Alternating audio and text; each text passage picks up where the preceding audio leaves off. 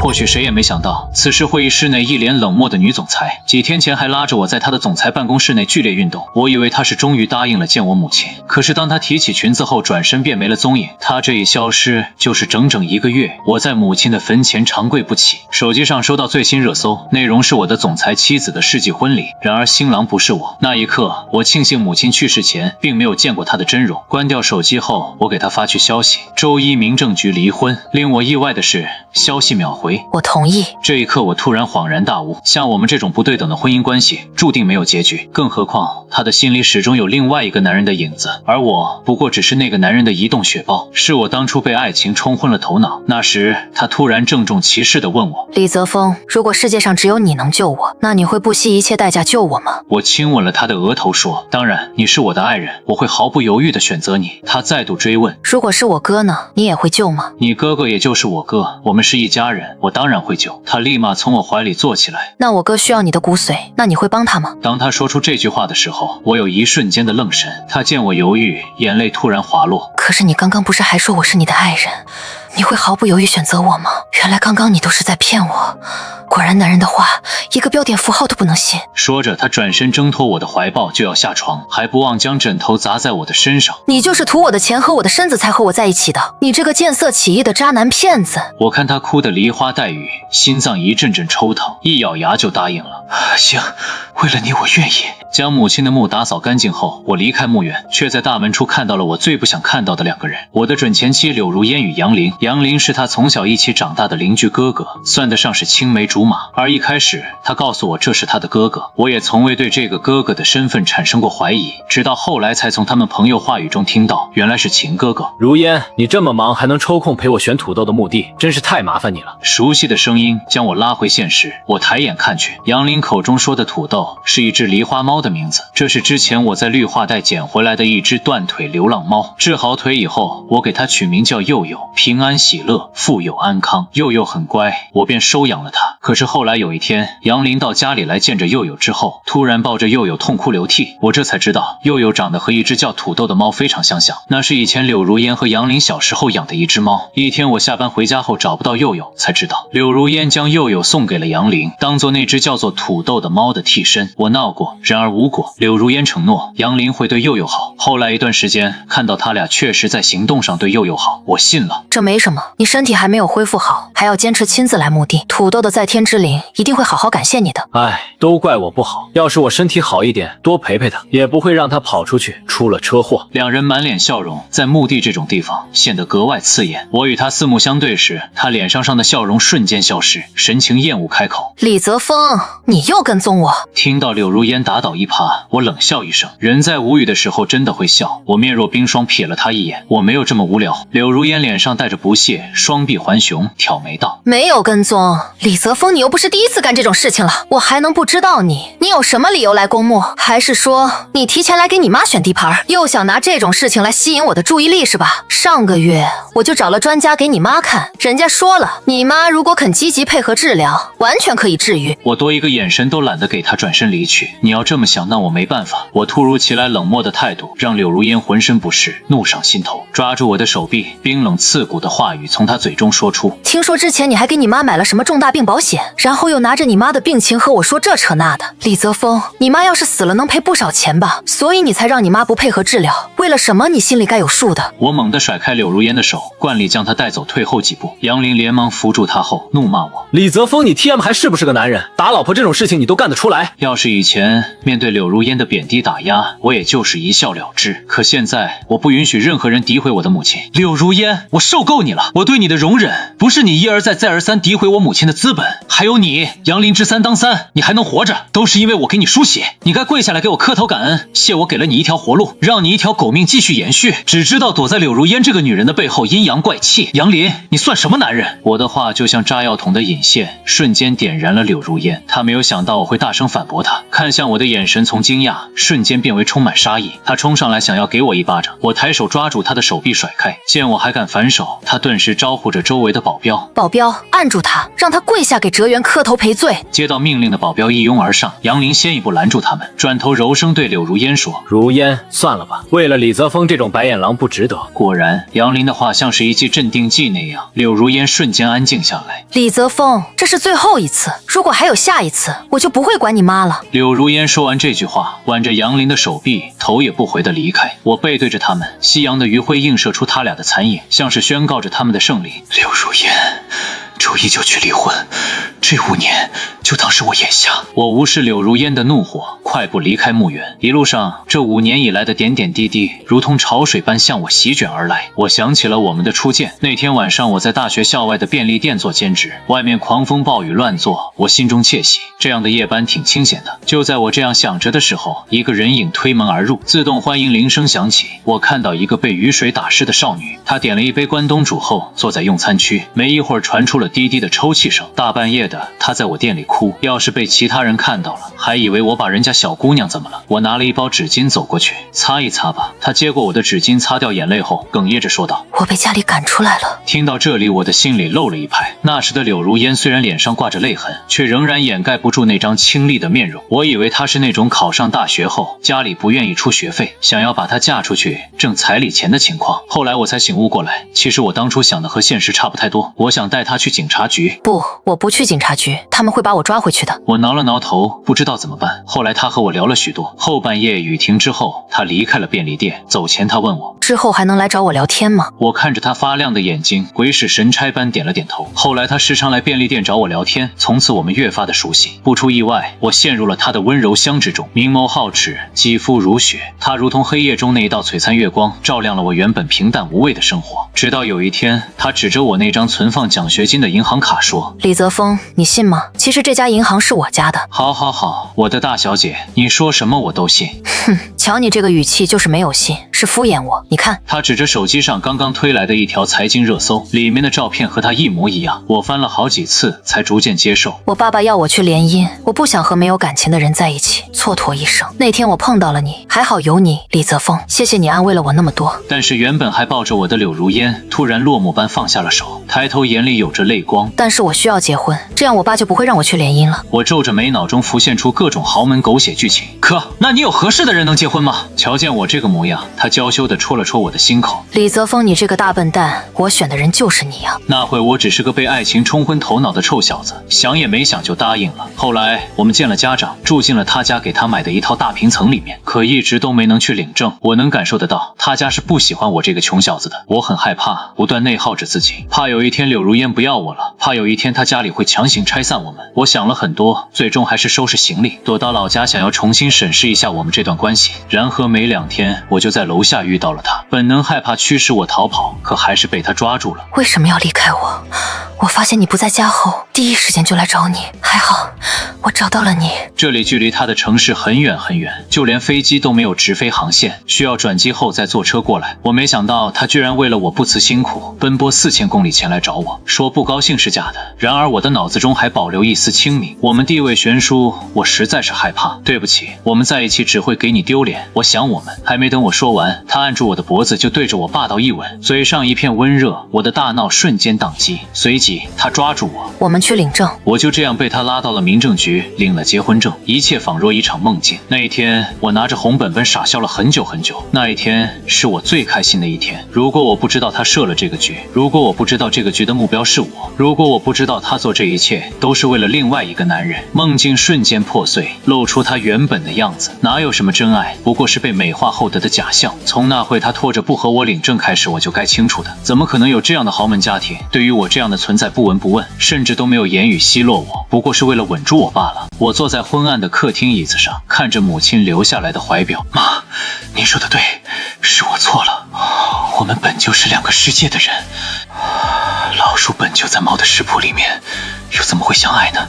我摩挲着怀表，希望它能代替母亲，能够原谅我这些年的胡闹。离婚协议书我已经签好字，只需要柳如烟签字，我就能得到解脱。晚上，玄关处终于传来了开门的声音，紧接着就是两人有说有笑的打闹声，传遍整个客厅，与之前的死气沉沉形成了巨大的反差。柳如烟进客厅便撞上了我冰冷的眼神，那一瞬间我竟然看到了她有一丝慌张，转而眼里充斥着不满。灯也不开，怎么你是怕出电费吗？紧接着从包里掏出一块理查德米勒黑武士手表，记得戴这块表的时候，把我给你买的衣服也穿上，不然别人还以为你戴了个假表，丢我的脸。他直接把表丢给我，这样的举动就代表他给我台阶下了。可我已经不吃这一套了。理查德米勒的黑武士手表，要合没合，要戴没戴，连我这种没什么见识的人都能看出一眼假。毕竟真货我在杨林身上见过了。不过无所谓，反正我也不在乎了。我将离婚协议直接甩到了柳如烟的脸上，签字他没有接住，离婚协议掉到了地上。当他看清楚上面的字以后，面目狰狞。李泽峰，你几个意思？我目光平静如水。柳如烟，你是听不懂人话吗？签字。我将笔丢到茶几上，赶紧签完字，赶紧结束，一边磨磨蹭蹭的。上一秒还在满脸怒气的柳如烟，下一秒她冷笑一声，挑眉打量我，语气轻蔑。哦，我明白了，李泽峰，这是你妈给你出的主意吧？欲擒故纵，拿着离婚威胁我，然后得寸进尺，达到你的目的，不就是要钱吗？说多少遍了，要钱直接找我助理就行了，别拿这种小事来烦我。李泽峰，这是我最后一次容忍你，别耍这些把戏，试图吸引我的注意力，这只会让我对你失去耐心。好了，赶紧去做饭，一会儿阿玲就上来了。刚刚她都说饿了，记得不要加姜和香菜。我白了他一眼，冷笑一声，指着那纸协议。柳如烟，你瞎还是不认字？我说离婚，你只需要签字就行。什么？你再说一次。我要和你离婚。突然，杨林从后面出现，给了我一脚。你这个白眼狼真是翻了天！如烟买豪宅给你住着，跑车给你开着，连你的工作都是他给你的，谁给你的勇气让你用这样的态度和他说话？跪在地上给如烟道歉！我双手撑在地上，被杨林从后面偷袭，膝盖窝还在隐隐作痛。听到他的话，我身体里竟然爆发出一股力量，起身直接朝着杨林的脸就是一拳。柳如烟尖叫一声，也没能止住我的动作。见杨林还要还手，我又是一拳将他打倒在地。杨林，你什么东西？现在这是我跟柳如烟的家事，你什么身份在这里说三道四？你想要上位没有问题，只要柳如烟签了字，和我领了离婚证，你就可以名正言顺上位了，不然你就是个见不得光的臭小三。杨林倒在地上，柳如烟满脸的焦急。李泽峰，你是不是疯了？你知不知道阿林的身体？我打断他的话，他的身体？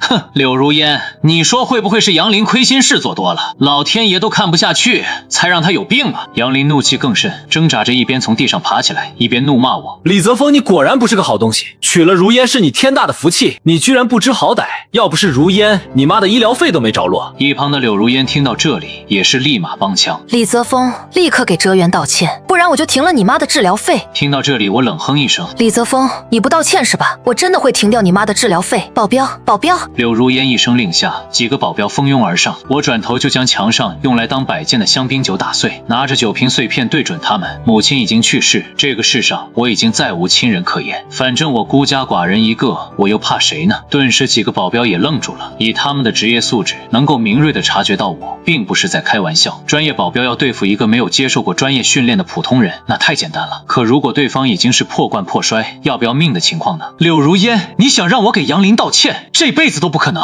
来啊，反正我肯定打不过你的专业保镖，大不了一命换一命。见我面露凶狠，目光转向了杨林，保镖有些犹豫的开口：小姐，李先生现在情绪激动，要么你们还是好好谈一下吧。柳如烟沉默了一会，让保镖退下，转头目光凶狠看着我。李泽峰，你到底要干什么？把酒瓶子放下，签字。我不会签字的。听着柳如烟这句话，我突然释怀的笑了。你果然是在搞这么一出下作的手段。柳如烟见我笑出声，觉得我就是如她所想一样。为了吸引她的注意力，我没有说话，只是捏紧了酒瓶子，防止保镖突然冲上来夺走。随后慢慢的后退到玄关，转身离开。别墅内，柳如烟一身怒气，没地方撒。她拿出手机拨通了电话。小李，现在立刻给把李泽峰他妈的医疗费停掉。电话那头沉默了良久才回话：刘总，李先生的的母亲已经去世了。就在您和杨先生举办世纪婚礼那天，如我所料，没有人追出来。离开别墅后，我漫无目的地走在马路上，心中苦涩冲上心头，可是我一滴眼泪都流不出来。滴滴，一阵汽车鸣笛声将我的思绪拉回现实。来人将车窗摇下来，我这才看清楚是一个女人。哟，这不是我恩人吗？这是怎么了？上次你救了我，还未来得及感谢。这天风这么大，上车吧，我送你。听到女人这样说，我努力想了下，记忆中我确实救过一个出车祸的女人。随后我将人送到了医院，并交了一部分治疗费用。在医生联系到他的家人后，我便离开。之后确实收到过他的电话，表示要感谢我婉拒了。对方找了几次后便没有再联系，但这已经是半年前的事情了。此时我别无选择，硬着头皮上了女人的车。很快，在女人的示意下，司机启动车前往目的地。我本想说些什么缓和一下气氛，女人却告诉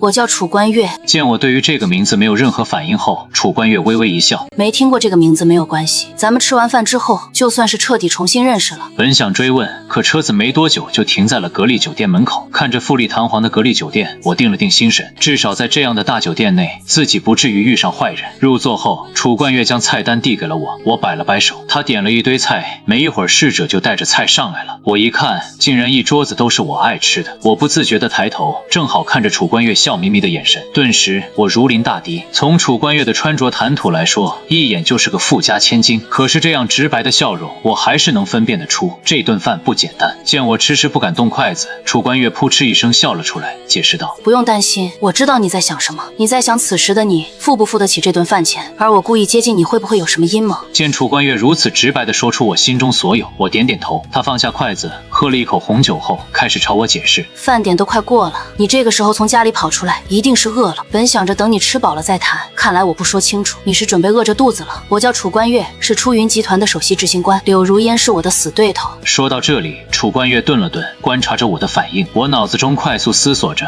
出云集团的首席执行官这个职位不就是总经理吗？而且我大学那会儿拿到的资助金也是出云集团的，在一个集团内，那不就是除了董事长以外的一人之下万人之上吗？等等，他说他和柳如烟是死对头，难道他的意思是敌人的敌人就是朋友？如果是这样，说不感兴趣是假的，但也就那么一点。我最主要的目的都是只想把婚离了，远离柳如烟和杨林。如果和楚冠月站在同一战线，怕是麻烦只多不少。见我脸色变幻，楚冠月再次开口：杨林是我前夫啊！我咽了咽口水，果然这个死对头就不可能简单。高中毕业后，我就去了国外念书，杨林一路追我到国外，后来他以家族联姻说服了我父亲。既然是联姻，自然是没有感情的。可是杨林要的并不止这些，或许他当自己是霸总玩强制爱呢，一面说着有多爱我，一面家暴我、贬低我、PUA 我，将我关在别墅，不让我与外界接触。我可是丢了半条命才和他离婚，才回到了我的家里。可他阴魂不散，还追着我回到了国内。那天我出车祸，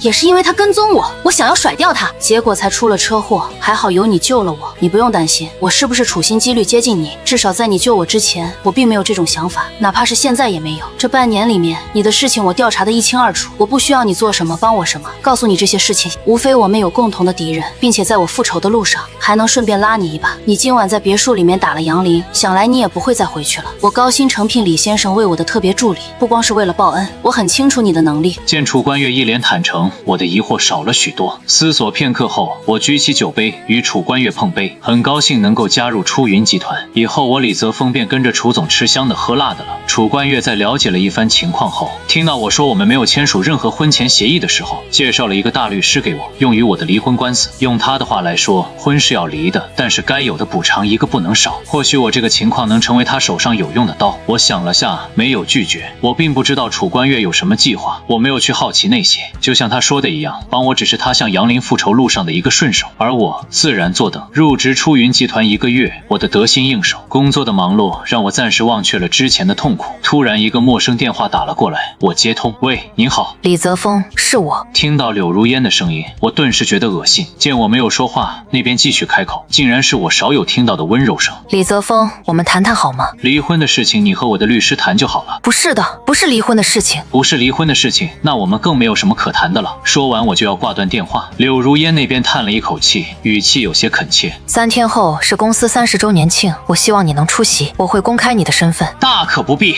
如果你是宣布我们离婚，那我可以勉为其年去凑个热闹。说完，我直接挂断了电话，并且拉黑了那个号码。然而当天我还是参加了柳氏公司30周年的周年庆上。没办法，出云集团和柳如烟的公司有合作，楚冠月是出云集团的首席执行官，而我是他的特别助理，我们都要参加。签完到后，现场见到了不少熟人，他们都用好奇的目光打量着我。不和前同事们叙叙旧吗？楚冠月站在我的身边看着他们，我笑笑，楚总您别打趣我了。我看你的前同事确实想要和你聊聊啊。楚冠月说这话的时候并没有看向我，而是扭头看向朝我们这边走来的柳如烟。柳如烟看到我身边的楚冠月，皮笑肉不笑，开口就是阴阳怪气。没想到今天楚总竟然亲自来，真是令我这座小庙蓬荜生辉啊！柳如烟虽然嘴角在笑，可是眼神中对楚冠月的讨厌溢于言表。反观楚冠月落落大方，能见到刘总才是我的荣幸，给刘总介绍一下，这是我的特助李泽峰先生。楚冠月介绍我的时候，特意将手挽在我的手臂上，笑盈盈地看着他。哦，那还真是恭喜楚总能找到这么个好特助啊！柳如烟几乎是咬着牙，一字一句地说出这句话来。那楚总知不知道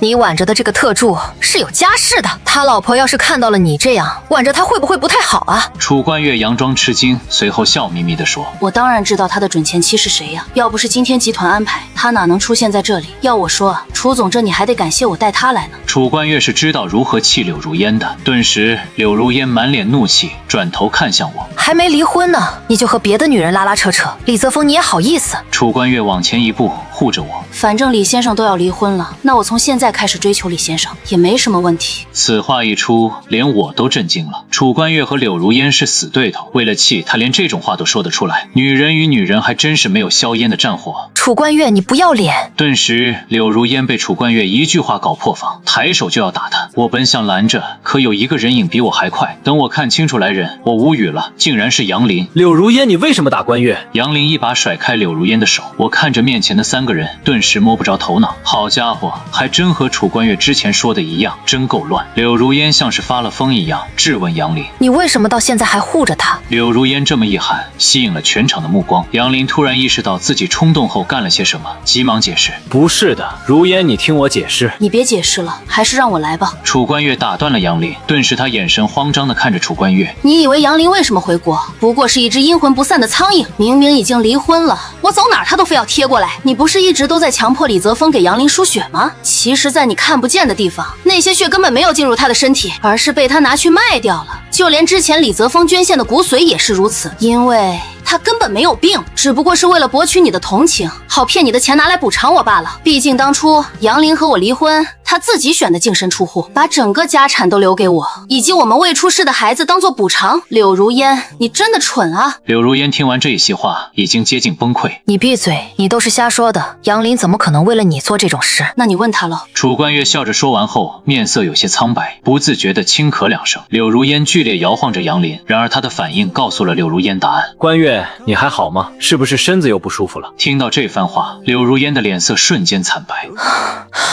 所以楚冠月说的是真的，你回国就是为了骗我的钱去补偿他。警车的声音已经出现在了场外，一群警察冲上来。杨林在被押上警车的前一秒，红着眼问着楚冠月：为什么要这么对我？楚冠月淡淡的看着他，冷声道：我需要有什么理由去原谅一个家暴男吗？况且我们未出世的孩子不是被你亲手杀死的吗？这么快就忘了？好好吃你的牢饭去吧。在柳如烟被押上警车前，却被我拦了下来。柳如烟眼里又出现了光。等一下，先把婚离了。在楚冠月的帮助下，我的离婚诉讼非常快。最后一次见到柳如烟是在冰冷的探监室内。柳如烟穿着囚服，一头秀发也剪短，再无从前那般清纯靓丽。她双眼含泪哽咽地问我：李泽峰，你不是说过你爱我吗？你为什么要这样对我？我摇摇头，装作听不懂的样子。我不知道刘总在说什么，人做在天在看，是刘总您做了非法乱纪的事情，所以警方才找上你。您作为我的前东家，听到这样的消息，我也很痛心。听到这里，柳如烟惨笑一声，抓住铁栏杆大喊道：是楚冠月教你的是不是？他他可不是一个好东西，你千万别被他骗了。我打断他的话，抬起头看着柳如烟的眼睛。刘总放心，我李泽峰这辈子被一个女人骗这件事情，足以让我长一辈子记性。楚总很好，哦不，应该说是关月她很好，她值得。说完这句话，我转身离开探监室。柳如烟乱叫的声音渐行渐远。离开看守所后，我看着明媚的阳光，仿佛重获新生。一辆阿斯顿马丁停在我的面前，车窗摇下来，驾驶室的女人朝我微微一笑。李泽峰，天晴了。